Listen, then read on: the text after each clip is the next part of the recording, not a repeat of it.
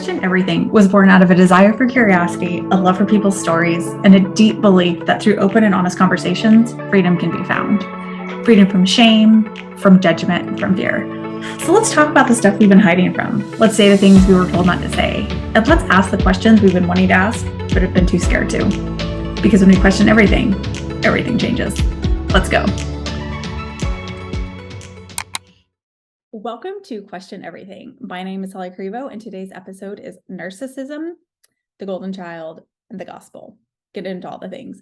So I was joined today by my friend Laura Bytheway, who is a phenomenal life coach, and she works with survivors of narcissism to really create an amazing post-narc life. And the topic of narcissism has always been really fascinating to me, right? And especially as I got older and started seeing some of those tendencies in my father. A lot of superiority, a lot of entitlement, a lack of empathy, although on the outside presented as sympathetic, but at the core, like a real big lack of empathy, and also a ton of judgment. And I saw that a lot in him. And, I was really glad to have Laura on here because she talks about religion. And to me, that was the biggest tool my dad used that I saw. And so it was really interesting to hear that. And as we know, what we see is not always what's really going on, right? Narcissists can come across as really confident, as, and powerful, and that could be anything but the truth. And that those protection that, we'll get into in this episode is really to protect from a trauma that was never healed, right? And so, as you listen to this, would love to hear what your thoughts are. But I think for me, these two lessons from this episode were the divine responsibility we have to heal our own traumas, big T traumas, little T traumas, whatever those are, healing those so that we don't continue moving forward with future generations or with our relationships, but just how those unhealed traumas can really manifest into, relationship destroying behaviors. And so and thoroughly enjoyed this conversation. Would love to hear what your thoughts are. And if this is something you are interested in, there's information on Laura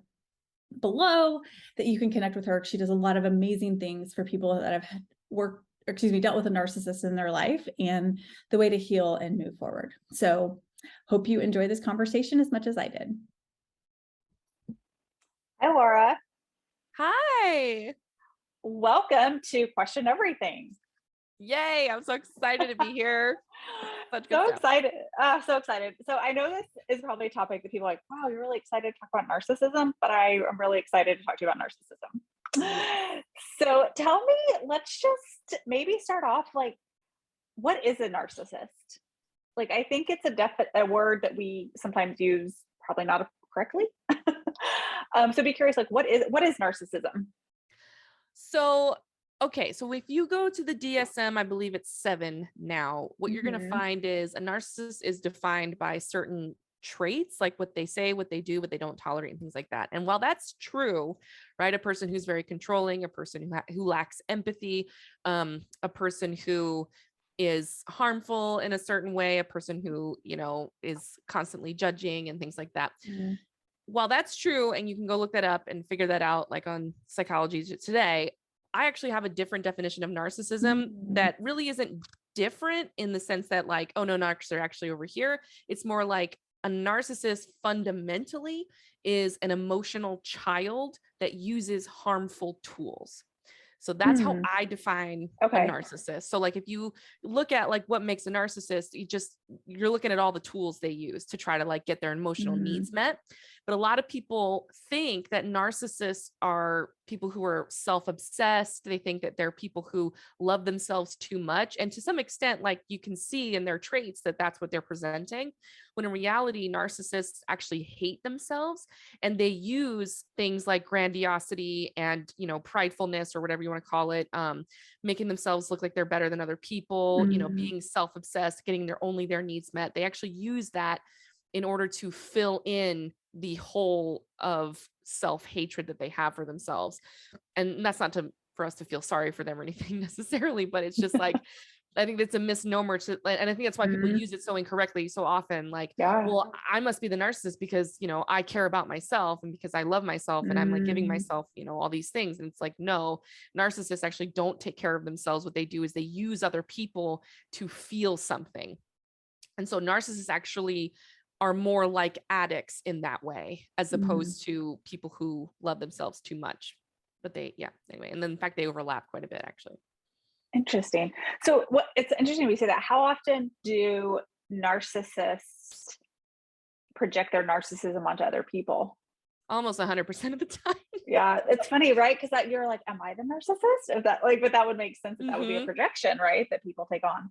100%. Or So yeah. a narcissist will use whatever tool is in front of them to get their emotional needs met. So if you teach a narcissist about narcissism, they will immediately start using it against other people. They'll call Mm. people narcissists.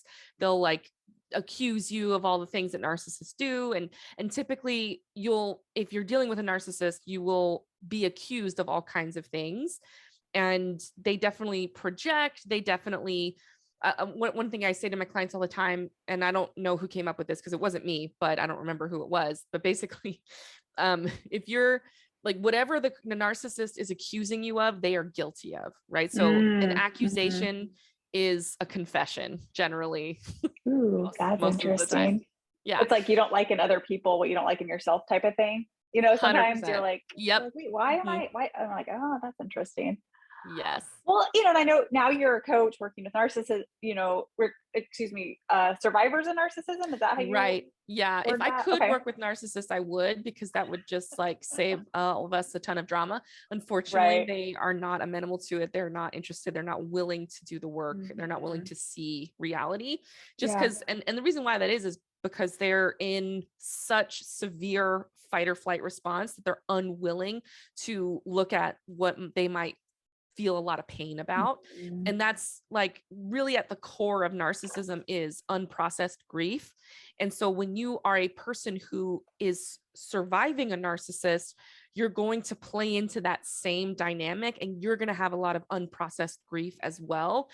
But the difference between a person who has survived a narcissist who is not a narcissist and an actual narcissist, because that's what will happen, is it will go one of two ways. When you're Mhm. surviving a narc, you either become one or you go a different direction. And the difference between that is the person's willingness to look at themselves. It's a sense of self-awareness. And it's a sense of willingness to, hey, like this is a painful thing. I'm willing to look at it. I'm willing to admit that I'm wrong. And I want to change. I want to be Mhm. better. And I will do Mhm. what it takes to change and be better. And that really is what it comes down to.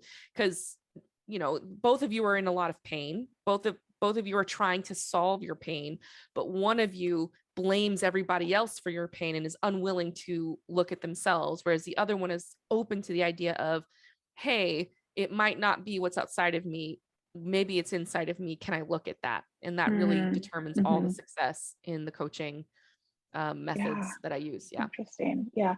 Well, and, I'd love to hear, Laura, what's your story? Like, why are you doing the work you're doing? Like, what's your narcissist story? I'm assuming you Oh have yes, one, right? I sure do. There is there is not a certification out there to do what I do except for the School of Life. Although I do one day hope to invent a certification, but that's neither here nor there. But yes, I was raised by narcissists who in turn they were raised by narcissists in different Mhm. forms. So I mean, narcissist in my opinion is very much a blanket term, and not everyone will agree with me, and that's okay. But like they always present in different ways, and it's basically just people who have not had their emotional needs met, and they use harmful means to get their emotional needs met. And so I see narcissism as a spectrum, and there are some people who are Mhm. further along and not quite so further along. It just depends on their willingness to use different tools and how self-aware they are or not. And so my parents, bless their hearts, I do love them tremendously, and it's taken me a lot of work to get to that point. Had various things going on. I think there was more than narcissism going on with both of them. But my mother, for example, was raised by an alcoholic. And so when you have been raised by an addict, of course, you're going to have narcissistic tendencies because that's just the whole dynamic. And narcissism and addiction overlap quite a bit, just because it's the same thing. It's a person who is constantly using something outside of them to get their emotional needs met, and they're unwilling to let go of that. That's what an addict is, or unable, I guess I should say as well. I'm not necessarily some addict, addiction is a disease, and that's how I see narcissism. I see it as a disease. And so in her coping mechanism, right? 100%, it is a like coping that. mechanism. Okay. In my opinion, narcissists are not born, they are made. Now, in the a rare instance, you will probably have a born narcissist. I don't know. It just kind of depends, but because there are psychopaths out there and people who are born with like brain deficiencies that make them into monsters, but though they're extremely rare. And like severe narcissism that is like diagnosable by a psychologist, you have NPD, you need to do this, etc. Right? That's also pretty rare. I think it's like 1 or 2% of the population, but there's so many people on the spectrum, and so many people that aren't diagnosed because they don't have the typical narcissist, like, traits or whatever, but they still hurt other people. They still harm other people trying to get their needs met. So they're starting to come out now with ideas like maternal narcissism, because that will present differently in a mother than it will in a father or in an addict or, in a boss or, random things. So people are coming out with new things. Anyway, my point is, my story is, so my mom was raised by an alcoholic, and her mom was raised by a very emotionally unavailable woman. And we also believe that she was probably sexually abused by her father. We don't know for sure, but it all makes sense. If you talk to members of my family, they'll let you know like what was going on, and not everyone was believed. And back in the 40s, it was like a thing, and nobody talked about it, nobody dealt with it. And so of course, all of this was created. And then on my dad's side, my grandmother was really emotionally unavailable, and she was raised by an addict. And who knows who was raised by, it just goes back generations as far as the eye can see. And my parents did so much to undo what was given to them, but a lot still got through. And so I'm in this really amazing, unique position where I've been given so many things for my success, but also so many things that were like, being raised by a narcissist. Like there's just, I got like I got the full Monty of everything. You got a lot of stuff. You just got a whole I got lot a of lot, stuff. and some are good and some are bad, but I feel really lucky that I have this combination of, I was educated. My mom and my dad really wanted to make sure I was educated. They gave me a faith background that has served me tremendously. They gave me the best shot they could at a family. They ultimately did end up divorcing, which honestly, in my opinion, was the best decision. As an adult looking back, obviously as a kid, that was not what I wanted, but as an adult, I'm like, oh yes, they definitely made the right call there. Right. So like they were operating under the best that they could operate based on what they were given. And so things definitely got through, but because of the other things they were able to give me, I could heal and recover and have that self-awareness and have all those other basic needs met so that I could do the work that I'm doing today. And I can turn that into helping other people. And it's a really wonderful, like fulfilling thing. And I see it all truly as a gift. And I'm really grateful for all the work that they've done. Thank you for sharing that. I think that's such a great, right? Like there was a lot, and they like that education and faith and, it's tricky because like I don't ever want to shove that down anyone's throat. Like I never want to be like, your parents were doing the best they could. I never want to do that. It's taken me years to get to this place in my life, literally years. And so when I help my clients, we have to look at reality, like what really happened and how did it affect you? Because so many of my clients are like, oh no, I could never say that about my mom. I could never, ever criticize my mom or dad in that way. And they're just terrified of even like acknowledging reality. And for me, it was a whole process of acknowledging reality, going through the grief, grieving what I thought my family was, what I thought my parents were, grieving all of the awful things that I was given. Right. And then getting to that place, healing myself, that made room for the ability to come to the place of gratitude and forgiveness and wholeness and completeness, but it took me years to get there, but I would offer that is available if anyone wants it. but it will take work and it will take a lot of processing through heavy emotion. And it's a price I'll pay every single time, because it's such a great place to be. I think, especially like, I've positioned myself really uniquely because so many people in the narcissist, recovery world are just like, they're monsters, go no contact, like there's just a lot of victim ideas about it, and for good reason. They really can be terrible. I don't have to go into it, but they really can wreak havoc on someone's life. And so it's really important for me to, when I work with people, are they in that space? Do they want to stay in that space, or do they want to be in a different space? And I offer them a different space, a different perspective, and a way for them to reach where I'm at if they want to be. But that's definitely not what's happening, across the board, for sure. Yeah. Yeah. No, and it's interesting too, because like you said, you got to go through all the like crap to get to the other side, right? Like, and Oh, I yes. think, and the toxic positivity in these places we get, we're like, it's fine. And then we just stick there with this low grade anger and resentment. Yes. And we're like, this does not feel fine in my body.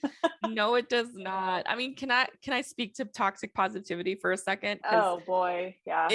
It's I mean, that is an amazing, like, that is a tool that narcissists will use 100% against people. They will definitely use toxic positivity. And at least for some of the time, it's about, making the other person act or feel or think a certain way so that they can feel better about themselves, so that they don't have to take responsibility for things that they've done or said, and it's shoved on the other person as a means of, manipulating themselves. And absolutely, positivity is amazing, and it's an amazing tool.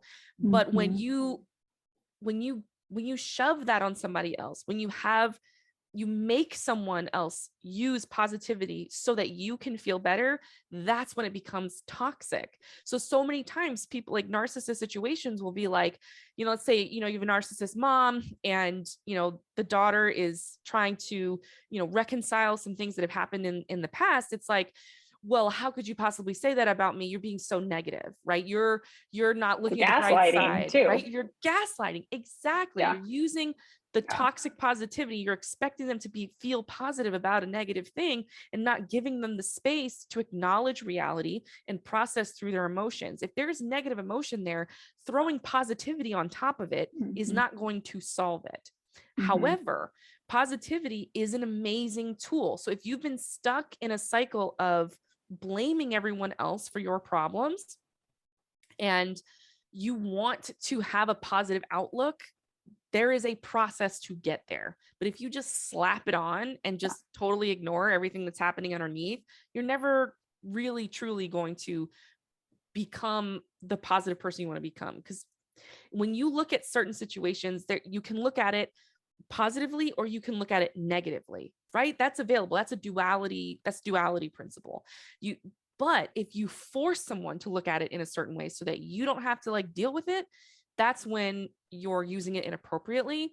And if people are already feeling negative, that's not a problem. It doesn't mean you have to solve it. It just means you have to process it out, allow it to be there. And if you're stuck in a negative cycle, that's something we got to deal with. That won't work. Like, it won't work to be like, we'll just look at it the bright side, right? Because some people can do that. Optimism is a beautiful tool, but when the damage has already been done, that's where it can become toxic. Anyway, and I mean, that's not just for narcissism, right? That's for every major thing we have in our life, right? Exactly. Like, I think the most positive, happy people I know they do anger, they're mad, and they just process it a lot quicker than like, it's fine. Yeah. Exactly. Well, you talked about like, your father, the upbringing of your father and your mother, right? And it sounds like both of those, they had some trauma. 100%. Right. So traumatic what they went through. How often is trauma a factor in somebody's narcissistic tendencies? I would say 99% of the time, if not 100, because it is a trauma response. A narcissist tendency is when someone feels threatened or ashamed or guilty or sad or angry or loneliness or depression or abandoned. Those are these negative emotions that kick you into fight or flight mode. Because, for example, abandonment is a big one. We are creatures that are built to be in groups, built to be in, tribes or whatever we want to call it. If a newborn baby is abandoned, that child will die, bar none, hands down. And so that baby, we evolved to be creatures when we're born to cry and to be loud and to like get our needs met by the adults that we don't really have control over. But if we can cry, if we can let them know we have needs, we will get our needs met. And so if somebody abandons you, that survival mechanism is triggered. That very primal need to be accepted and loved in the group or in the family is absolutely triggered. And narcissists use abandonment as a tool to hurt other people all the time. And so if you've been abandoned and you're in so much pain and that is running constantly because you haven't dealt with it, you're going to use it against other people. That's just how it is, because you're just not aware. You don't even realize you're doing it. My mom did not realize she was doing any of this. She had no idea. She thought she was doing amazing. And to be fair, she was in so many different respects. But when it came right down to it, motherhood is very difficult. It's very triggering to be a mom. There's just so much going on. And she had no tools. She had like no awareness of what was going on. And so when she was triggered, she would use what was given to her. And that's how the narcissist tendencies will come out. And then I experienced them. And then for many years, I used them too. I wouldn't call myself a narcissist per se, but I definitely had narcissist tendencies I had to deal with. And it's taken me years to deal with them. Yeah. You know what I mean? And so I don't even know that my mom qualifies as a full-blown narcissist either. I really don't. But I do know that there were strong narc tendencies and they match with all the things that are out there. And so even, in my work with clients, does it really serve us to call everybody a narcissist? No, it really doesn't. And that's not really what I want to do. I don't want to call everybody a narcissist. I don't want to, but the label, being aware of it and the tendencies and what they do and how they do it and how you are affected by that is useful. So for like a short amount of time, I try to be like, okay, so that's a narc behavior. That's a thing. And it will help people gain awareness. And then once they've done the work to heal, then they don't have to sit there and call everybody a narcissist or anything like that. Anyway, that's kind of a long-term. Well, we're and I think we're there, like always like we all have, like, we're not, I love that. Like, I love that you work with your clients on that, right? Because it's like, we have emotions, we have thoughts, we are not those emotions and thoughts, right? And so I think probably everybody has some spectrum of the narcissist tendency, right? At some point in their life, in some relationship.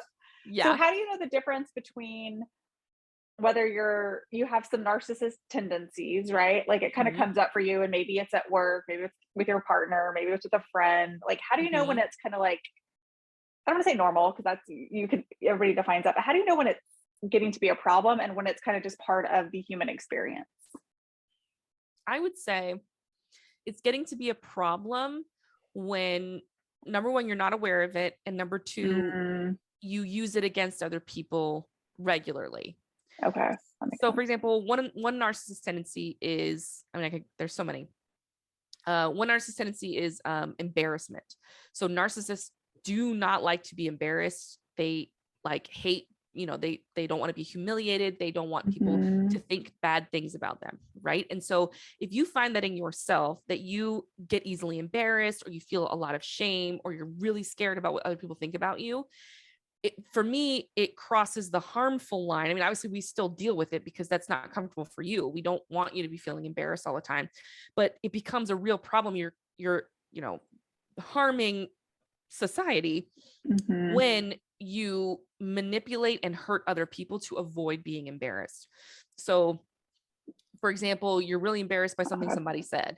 And so you go to them and you blame them for all your embarrassment. You don't deal with it by managing yourself. And this isn't to say you shouldn't have interpersonal relationships where you communicate, but the way that it crosses the line is it's all your fault. You're the person that is wrong. You have to fix it. You can never say that or do that ever again, or you have to do these things to prove to me that this thing is embarrassing. So for example, today I was working with some clients and we went over a scenario in which a mom or a mother-in-law notices that her daughter no longer attends the church that she raised her in, right? So she notices that they don't go to church. And so in her mind, she's extremely embarrassed because she thinks her daughter's behavior reflects on how good of a mom she is. Right. Okay, And that so makes it sense. crosses the line when you're like, you have to go to church so that people don't think bad things about me. If you don't go to church, like, how dare you not go to church when I raised you your whole life to go to this church and I gave you everything, right? Instilling guilt in that Mhm. person, making that person feel terrible, right? That's causing harm. That's crossing the line. And that person, if, she doesn't want to feel like she's betraying the mom, or she doesn't want to feel like she's embarrassing the mom, she's going to act against her own better judgment, her own intuition, excuse me. And she's going to go to church when she doesn't want to, and she's going to lie, and she's going to pretend, and she's going to, hate herself for not Mhm. doing what her mom says that she wants her to do, or acting like, she's betrayed her mother, right? It's this big dramatic thing. And then she starts living a life she doesn't want to live. And that creates so much harm for her. And it's all to serve the narcissist tendency, which is, you better act a certain way so that I never have to feel embarrassed. And so, yeah, that happens all the time. And that's where the real harm is. Yeah. Yeah, no, that makes sense. So it's kind of that tell is like, am I manipulating other people for the benefit of my feelings, as Yes. opposed to, hey, Laura, when you said that, I was really embarrassed. If you could not say that again, that would be great. That's like a great conversation. Great conversation. Hey, Impactful, I was but so not embarrassed you like, said that. What's going on yeah, here? yeah. You No, give them a the chance. manipulation is huge, Right. right? It's the manipulation. It's the Yeah. the forcing this thing to happen. So let's say, for example, that you really were embarrassed and you were Mhm. thinking, oh my gosh, people are going to think I'm a terrible mom because my daughter doesn't go to church. Mhm. And you have that conversation with her and you say, hey, what's going on? I noticed you're not going to Mhm. church anymore. And is that about me? Did I ruin this for you? Right. Like, I still Mm. think it's inappropriate to think in that line of thinking, but whatever, that's neither here nor there. But the daughter could say, yeah, you know what, church just isn't for me anymore, and I'm just finding my own path. And then that's where the mom says, okay, that's your life, because I'm assuming this is an adult daughter, right? That's your life. I respect your decisions, and you can come to me anytime you have any questions or thoughts, or you can share with me who you are, Mhm. etc. Right? It crosses the line when she just doesn't accept that, and she says, well, that's unacceptable. You have to go to church because people are going to think bad things about me. And, I have to control your behavior so that Yeah. I can feel better. So Yeah. if she were my client, I would work on that embarrassment piece for her. I'd be like, okay, what is it about her behavior that makes you feel embarrassed? What are you thinking? Mhm. Why are you thinking that? Like, we would coach Yeah. through that. Yeah. But if she's a narcissist, I won't be able to do that because she will be constantly blaming somebody else and she won't be able to like have that introspection. Mhm. But yeah, having that conversation, that could be an opportunity for growth in the relationship, even if that person's still feeling that way. But if she is willing to accept the other person as they are and their choices, they can have, a healthier interaction. Yeah. Yeah. Yeah. No, thank you for sharing that example. I think it's a example that people can probably relate to, right? And it's that Mm-hmm. manipulation, and it's that taking a scenario that has nothing to do with you and making it about you, right? And then you Exactly. manipulate that piece, right? And Yes. then I'm sure heavy narcissists are like, well, you know what we believe about people who don't go to church, and kind of manipulate that Yep. piece so that saves them the embarrassment. And I do Exactly. get your emails. People need to sign up for emails. They're great. And you sent one today and I love it. And I'm very curious. You talked about like religion, and I didn't realize you were raised Mm-hmm. LDS. Yes. And it sounds like you still have a strong faith. Yep. And you talked about like the gospel principles. So would Mm-hmm. love for you to share, and this is something that I'm personally dealing with around religion, is tell me Mm-hmm. how religion and narcissism, how you see those not coming together. How do you see those interacting with each other? So, like I mentioned a little bit earlier, narcissists use whatever is at their Mm. disposal to Mhm. harm the person, or to change the person, control the person to get their needs met. So Yeah. you could be giving a narcissist anything and they will use it as a tool, right? It's like giving a person, you know, a gun or a knife or a Mhm. laptop or a pillow. Like, people have killed people with pillows, you know what I mean? And so Yeah. Yeah. religion is an interesting thing because it's designed to inspire you. It's designed to lift you up. It's Mm. designed to heal you. It's designed to bring you closer to God if you believe in God. It's designed to transform you into a kind, loving, resilient person.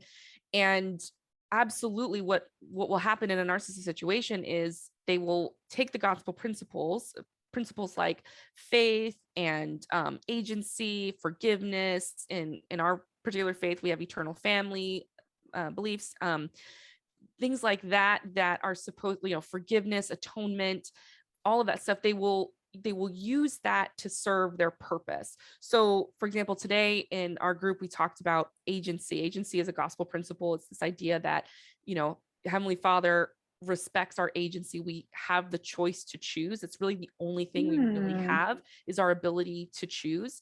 Everything else can be taken away from us, but our ability to choose is never and can never be taken away, right? And so narcissists, what they'll do is try to reduce your agency. They'll try to say, okay, well, first of all, I need to explain that agency is at its highest form. It's you have the most amount of agency when you're in a calm state of being. You're not in fight or flight. You are able to access the creative parts of your brain. You're able to access the imaginative parts of your brain, because when you have full agency, you can really see what's going on. You have to know what's in front of you to be able to make a choice, right? You have to be able to imagine the possibilities. And agency is a very creative force. You use agency to create things that don't exist yet. And that's what coaching is all about, is helping you reach your goals, and your goals don't exist yet. And so you have to have your ability to see into the future, see into the possibility. And narcissists, what they do is put you in fight or flight. They increase your fear, they increase your anxiety, they increase your shame, your sense of guilt, all of those things, so that your agency is reduced, so that you make fight or flight decisions rather than decisions from creativity and abundance and who you want to be. And that makes it so that they can control you and get their needs met. So that's just one example. Another example is atonement. We talk about in our Christian faith that, Jesus Christ redeemed our souls. He paid for all of our sins. He made it so that we could repent and we could change and we could be forgiven and forgive ourselves. Well, narcissists do not like atonement. They don't believe in atonement. Even people who are in the church who profess to believe in Jesus Christ, if they are narcissists, they fundamentally do not understand atonement. And so why is that? Because they are in so much pain, they want to punish the person. They want to make someone else feel pain so that they can feel better.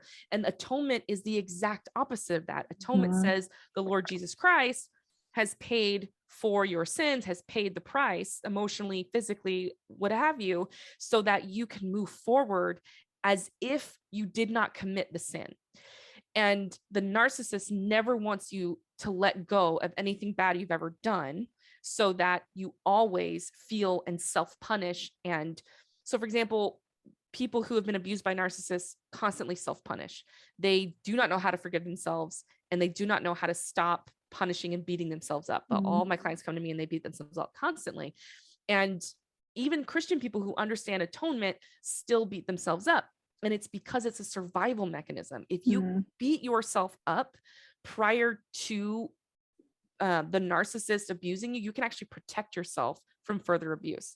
So if you tell yourself how terrible you are, if you tell yourself, well, you did this horrible thing, you can never have what you want, it actually keeps you safe from different types of abuse the narcissist will lay upon you, like criticism and judgment and, never forgiving you. Narcissists do not forgive. They don't understand that. They will harp on anything bad you ever do because they want you to keep punishing you, because punishing yourself keeps you in fight or flight, in this lower state, this lower energy, a place where you don't access creativity, you don't access possibility and fun, and you don't become the person you want to become. You stay their little emotional, slave, their little emotional person that's constantly meeting their needs, focused on them, not focused on what's best for you. And so they will they'll even use well, Jesus wouldn't want you to do that, right? To try to manipulate their behavior. And the person who wants to be a follower of Jesus Christ and has a testimony and believes in Jesus will be like, yeah, that's probably true. And then we'll do the thing, when in reality, it's not true. And they want someone to suffer for their pain. They don't believe that Jesus Christ has done that for them already. They want you to suffer. They want to see you suffering so that they can feel elevated. They can feel better. They can feel less alone. They can feel like somebody cares about them. They can feel less abandoned. I mean, there's all kinds of things going on in a narcissist's brain. And if they can punish you, that somehow gets their needs met. or scapegoats, for example, is a big thing for narcissists. They have to have a scapegoat. They have to blame somebody for all the problems. Like in a narcissist family situation dynamic, you'll have a favorite and you'll have a scapegoat, and the scapegoat gets all the blame and gets all the shame and gets all the punishment and is labeled all the bad things. They always do this. They're always this way. And the golden child, right? The other side of that coin is like always praised and always given, everything and always believed in, etc. And it's this really weird way for the narcissist to it's their own form of atonement. It's really a twisted form of atonement. They have the scapegoat, and that solves all of their emotional problems.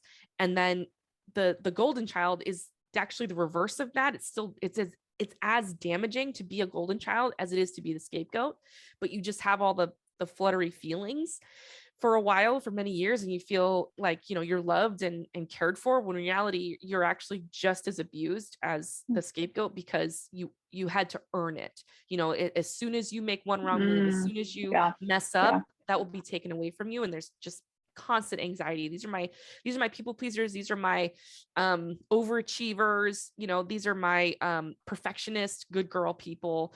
They're in that position, and it's just as damaging as the person who's been labeled the black sheep or the the bad girl or the rebel or whatever. And it's like, when you come back to your religion, your faith, if you believe in Jesus Christ, you look at both of these options and you say, no one is considered better or worse than other people. That's another narcissist thing that people do. They rank people, they judge people who are, better or worse. I'm better than them, or vice versa. Excuse me.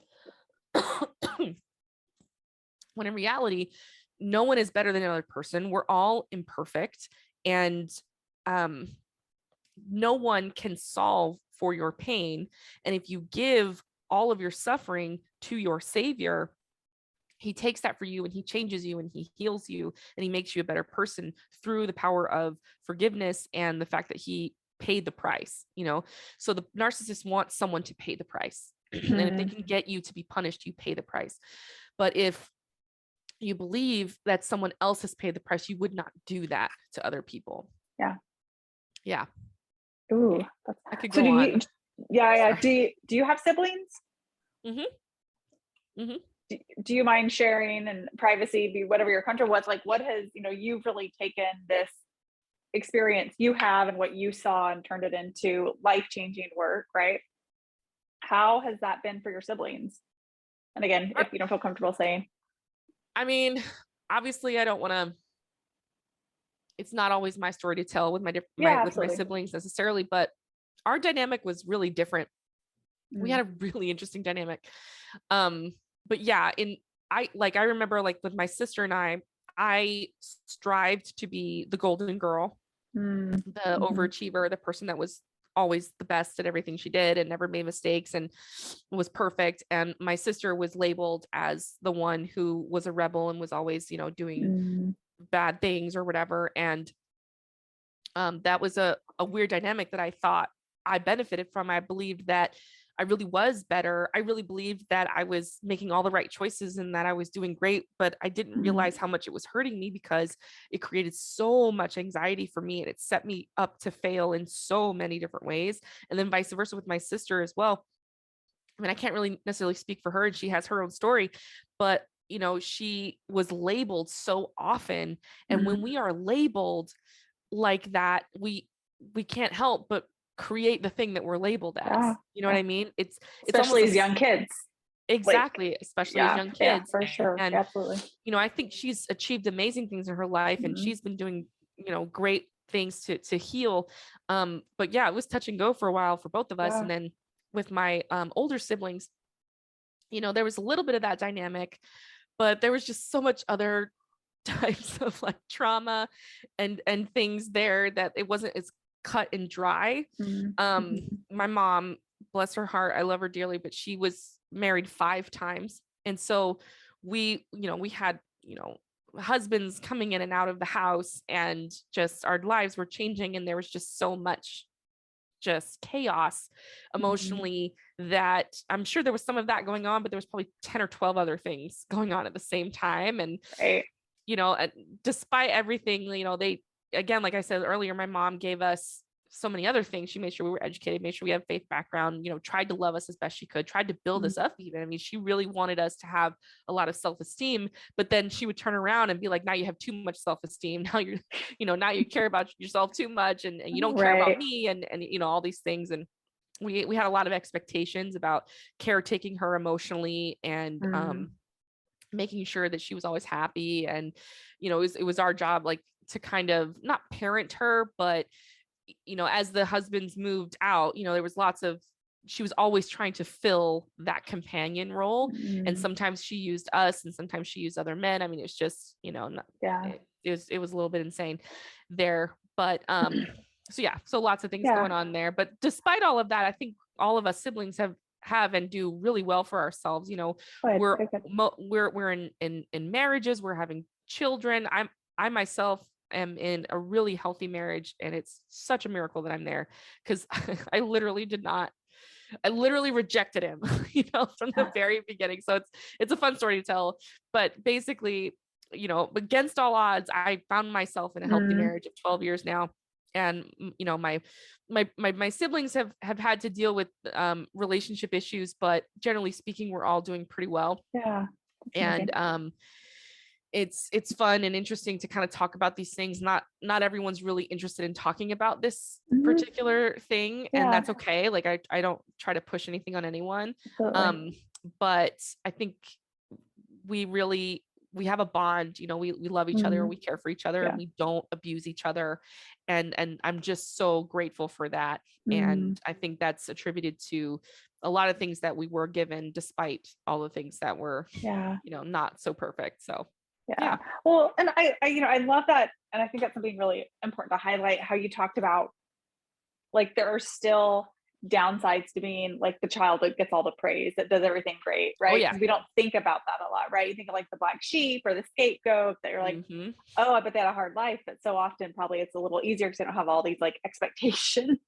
I mean, they're there. So I think it's like this piece of like knowing, hey, do I have these perfectionist, overachiever, nothing's ever good enough, stress to the max, which you're like, okay, that got me a lot and I'm miserable, right? So like, I think that that's important to point out, is that it's not, and I think we know that as adults, but it's also like, it's not just smooth sailing either, right? You had your stuff, your sister had hers, which we all do. We all do. Because like my brother has no kids. He's like a 35-year-old single dude. I love it. He's always like, that's why it's called parenting, not perfecting. That's what he always says. I love it. So, isn't it good? And it That's always makes so me good, because he has like no kids, single dude. But I love it. Every time he says it, I like it. I'm like, you're not wrong. So wise. I think that's so good, because that's not the phrase I tell my clients. I'm going to tell them now. But when my clients come to me, I mean, we are not meant to come to perfect parents. That's just not reality. And, you know, I was talking earlier about like acknowledging reality, acknowledging hurt, but not holding on to it forever. There's that tricky balance there, because I think a lot of times if a person were to acknowledge reality, they might be accused of, well, you're just focusing on the negative, and you're just, you know, so focused on bad things, and you don't want to move on. And there are some people who are stuck in that cycle, probably, and that does need to be addressed. But we're not ever even meant to come to perfect parents. At least that's what I believe. We are supposed to come to imperfect people, and we're supposed to learn, and we're supposed to heal, and we're supposed to grow. And the vast majority of us are dealing with imperfect parents, and there's nothing wrong with that. It sucks, right? There's and to varying degrees of having to heal. I mean, there's definitely some really nasty situations going on out there for sure. But as human beings, perfection is not possible, and that's okay, but healing is. And if we continue in the process of healing, it just gets better and better and better. And as you do the work to heal yourself, you will give less to your children, less of the trauma, less of the hurt, and you'll perpetuate a cycle of health. You will give them the tools they need for when things go bad, because it's not about making sure that things never go bad, although we would love that ideally. But the more valuable things is giving them the tools to deal with things when they go bad. So like, for example, with my parents, you know, they did so much work to undo what was given to them. And I am doing so much work to undo what was given to me. But are things going to get through to my kids? Probably. I mean, let's be honest, like I'm not a perfect parent. I'm doing the very best I can, and I'm going to give them as many tools as I can to help heal. But ultimately, they're probably going to have to recover from me in some way, you know. Therapy So for some I'll reason help pay in for 20 their years. therapy. I'll help pay for their coaching, like whatever they need, you know. And they're gonna be even better than I was, and their kids are gonna be even better than me. And it's just an unbroken chain of healing and growth. At least, hopefully, an unbroken chain of healing and growth. Who knows? But because horrible things are gonna happen, people are gonna get abused. Like, it doesn't mean we should stop, you know, trying to eliminate that from the world. But if you can give your kids tools to process their emotion, tools to heal from the abuse, then that is what creates less abuse in the world. That contributes to that. So it's a great system, great thing. Yeah. Well, like you said, it's that awareness piece, right? Like your parent, you know, you're aware of what you need, your opportunities, right? Your downfall. So it's like, all right, this is what I'm going to work on. And then your kids are probably, they're going to do the same thing, but it's that awareness and that willingness to do the work, to do the healing, right? Exactly. And one thing I heard in one of a coaching group I was in, and, you know, she's like, we're never healed, we're always healing. And I think that was such a powerful thing for people to hear, because I think that something I've gone through with my dad, right? I'm like, I thought I dealt with this. And it comes back up. I'm like, okay, I've heard that so many times. I was healing. Okay. And then something else happened and it got me back, but I'm like, I'm probably never going to be magic box, put it away, everything's great. Right. Nope. No matter what it is in your life, right? Something else will happen. Right. So that thing of like, you're not doing it wrong if you're not healed. That's exactly right. Healing. We're always growing. We're always, it's always, and it should be a good thing, you know. But exactly. It is a good thing. I think like one of my coach mentors have taught me this particular analogy, which I love. It's like brushing your teeth. You know, if you brush your teeth every day, if you work towards healing every day, you're going to have clean, amazing teeth. But are you ever going to be done brushing your teeth? No, you're never going to be done. You're never going to get to the point where your teeth are so clean that they never need to be brushed again. Like, it's just not reality. So that to me takes all that pressure off of like trying to just like get to this place of being healed. And I can confidently say that I am in certain places of being healed, but like I still have things come up. I still have narc tendencies present themselves. I still have hurts, you know, that come back and forth, or like ways in which in my marriage, you know, I try to be as healed as possible, but it just, you know, fight or flight kicks in, and then crazy stuff comes out. I mean, it's just reality. And you just brush your teeth and you just move on. Oh, gotta brush your teeth again. Great. Let's go. That's a great analogy too, right? Like when do you ever just stop brushing your teeth because you have a pearly whites that are cavity free? Never. You just keep on doing it. You always. Yeah.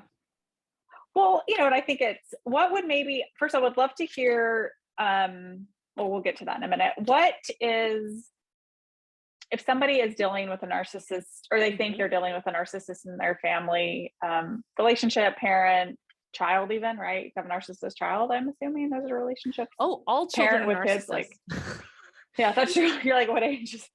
all children are narcissistic, and not to say that they're evil creatures, but like they're literally emotional children. And if they're not taught how to not use harmful tools, they will use harmful tools. So yeah. That's my question then. I think that's a good question. I think that's my question. It's a good one. No, like if you're a parent, right? How do you know the difference between a kid that's just being an emotional child, a healthy emotional child, and one that's veering towards using those for tools to be more narcissistic? Typically, a kid who's been abused is going to be more on that narcissist spectrum. Now, if you're dealing with like a kid who comes to this earth and they're kind of a psychopath, that's a little, I really don't feel comfortable speaking to that necessarily because I'm not an expert in that area. But I feel like, you know, children have basic survival needs. They need to not be abandoned. They need to be loved. They need to be provided for. You know, they need food, water, shelter, all those basic things. And if they feel like they're not getting those things, they're going to act out in certain ways until they get those things. So like if they're needing attention, and this is just assuming that there's no neurodivergence or anything like that going on. Not to say that neurodivergence creates narcissism. It doesn't.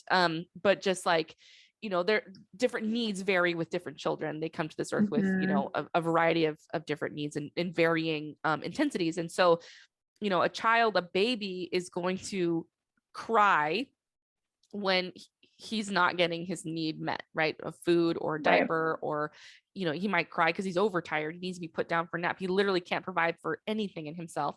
Or 3-year-old, for example, who feels the need for connection, who doesn't feel connected to the adults in her life, is going to act out and try to get attention and try to get connection.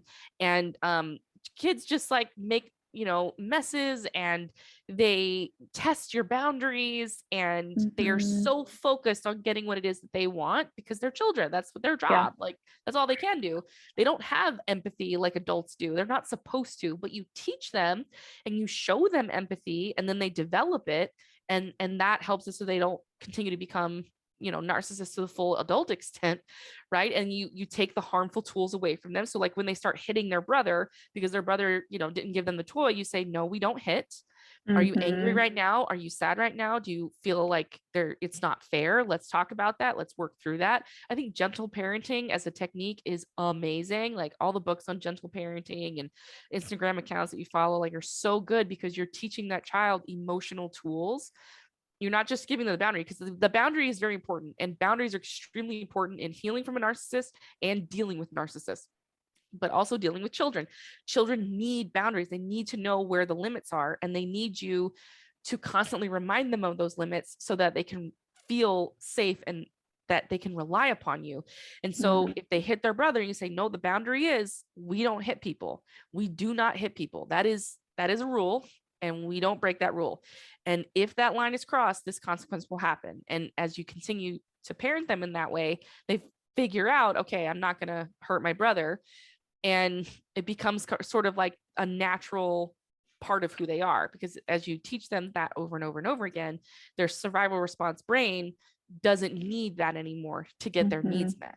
And it's the same with healing from a narcissist. It's like, okay, I thought, not me necessarily, although it's probably true for me, but like if you're yourself and you're trying to heal from a narcissist, and you say, well, the only way for me to get my emotional needs met is to guilt this person, right? If I can make this person feel guilt, then they're going to pay attention to me again. They're going to give me what I need. They're going to give me flowers for my anniversary or whatever, right? Then, you've never been taught since childhood that manipulating other people is not appropriate. That's not how you get your needs met. So as an adult learning how to heal from a narcissist, you're like, okay, guilt was used against me. I've been using guilt against my husband. I'm not going to do that anymore. If I'm not feeling connected to him, that's my job to manage. I'm allowed to have my thoughts, have my feelings, have my emotions, and it's not his job to fix it by giving me flowers. It's his job to be him. That's his job. Now you can make a request and you can say, hey, I would love flowers for Valentine's Day or our anniversary. That would be amazing. And he can make a choice. He can say, oh, that's what she wants. I'll give that to her. Or he can be like, I'm not doing that for whatever reason. Who knows what that reason is? And then you have a choice. You can deal with it. You can care for it yourself. You can decide you don't want to be with a person who doesn't give you flowers for your anniversary. Like, you have choices. But the choice never to make is, well, I'm going to guilt you and guilt you and guilt you until you give me what I want, because that's inappropriate. So that's kind of the work you do to undo narc tendencies if you have them. Yeah, no, thanks. I love that. And what I heard too is that, like, we kind of talked about children, and then currently dealing with that is like kids kind of, they're emotional children, right? So it's like, if you're providing all they need and the boundaries, they're going to work themselves out of that. They're just kids being kids. But then also the boundary setting, and that real, like, if you do have a narcissist and you're like, and again, I'm not dumbing it down, simplifying it. You're going to simplifying. People That's can good. learn more about you. I'm not the more simple, the better. Yes. Yeah, but what I'm hearing is that, it's also like recognizing how you're feeding into that, right? That piece of, oh wow, I'm guilty, and then what's a different alternative to do that? Yes. That's not that piece that's been passed down from possibly 10 generations that we don't even know, right? It just gets like funneled down. Well, share a little bit, and I'll put it in the notes, like how do people work with you? How can they learn more about you and the work you do with our survivors? So right now I'm working with people one-on-one. We do specialized, individualized coaching for 6 months to a year at a time. Okay. And we work week by week on all of the ways in which you want to heal. So typically clients will come to me and I am a life coach, which means that I help you reach the goals in your life and help you become the person you want to be. A lot of times, people ask me what's the difference between what I do and therapy. So therapy is a little different. Therapy is about getting you out of trauma. It's about getting you to a place where you are stable and you're functional. So I like to say it's the difference between going to the ER when your leg is broken versus going to an Olympic coach to increase your performance and win the gold medal. So that's kind of the difference, between a life coach and a therapist. So if you are in high trauma and you've had a lot to heal from, I recommend therapy, particularly EMDR. It's a really great trauma recovery modality, and get yourself there. And if you want to grow a business, reach specific goals, have a healthy family, become a person that has more wealth, more health, more healthy relationships, you come to me because I help get all of those survival mechanisms that are still there out of your brain and replace them with new ones so that you can actually have the ability to create possibilities and go for what you want and not hold yourself back and not punish yourself and all the things. There's just so many things that are involved with being raised by a narcissist or healing from narcissist abuse that sneak their way into all those things. And when you go and you try to create something that doesn't exist yet, when you try to make something new or reach a goal, it's terrifying for the brain. It puts your brain back into fight or flight. It's, you have to put yourself out there. If you put yourself in a situation where you might fail, your brain does not like that. And so that's what coaching is all about. It's about getting you to a place where you are willing to fail. You have all those thoughts and beliefs dealt with, and you start reaching your goals because you get them out of the way. And I love that. I love helping people create really healthy families. I had a client recently who just got married to an amazing person. I have another client who is dating such an amazing person, so healthy. Like, they tell me all the time about their really healthy interactions, and it just tickles me.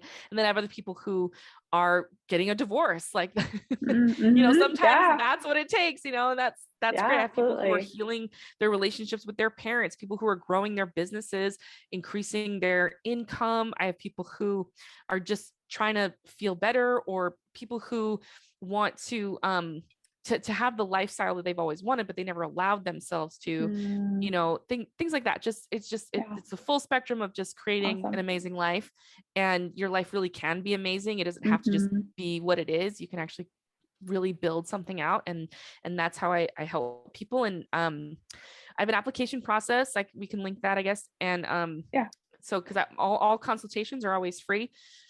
And I also have, I'm launching a new podcast. It's not quite ready yet, but it's going to be called Post-Narc Life.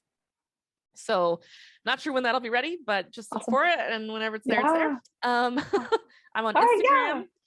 Okay. Instagram, Facebook, all those things. Yep. Instagram, Facebook, at Laura Bytheway Coaching. And anything else I have. So if you are a person who is religious or LDS, right now, I just launched a Marco Polo group coaching experience. It's new and interesting and different. I don't know exactly what it's going to turn into, but if you go on Marco Polo, or I can link the link. We'll link all those. There'll be a way to be invited into the space there, and I talk all about all the gospel principles that have been distorted and how to fix them. And it's going to be a fun little project that I'll probably do for a few weeks or months. I don't know. So there's various things. Awesome. Okay. Well, thank you. Well, thank you so much. I'm curious, as we talk about questioning what we've got in our life, what is something you've questioned in your life that made all the difference? Or maybe what is something you wish you would have questioned? Oh, possibility. That is, if I'd have lived with more possibility earlier on, my life would be totally different. It really, like, questioning what's possible is so awesome. So much of our life is spent in status quo. And that works for some people, and that's fine. There's no judgment. But I'm the type of person where I really want to just blow it out of the water. I want to do big things, on a grand scale. And I was not given possibility very much as the default. And so it took me years to even allow myself to have possibility and to question the status quo of my life. And I just didn't know it was possible. I didn't know it was safe to question possibility, you know, because of all the emotional consequences of me making bigger decisions in my life. You know, I thought people would be sad or mad or jealous or abandoned or upset. You know, I was trying to manage everybody else's emotions instead of going for what I wanted and questioning possibility for myself. And truly anything is possible. Really, it is. It comes back to that agency and that conscious choice, right? Like you have to come from that place of Yes. calm. You have to come from that place of Yes. choice, and it takes support to get there. So, Laura, this is great. Thank you so much for sharing. I feel like we could have talked for hours and hours, but hours. Oh my nobody gosh. got time to watch us for 2 hours, even though I think we're lovely. But thank you so much. We'll tag you. Thank you for the work you're doing and kind of shining a light on what it looks like, how we can heal from it. And that I love, it doesn't have to be a my way or the highway. We can have these meaningful relationships with people that may be having different tendencies than our own. So thank you for your time. Yes, I'm so honored. Thank you. Thank you.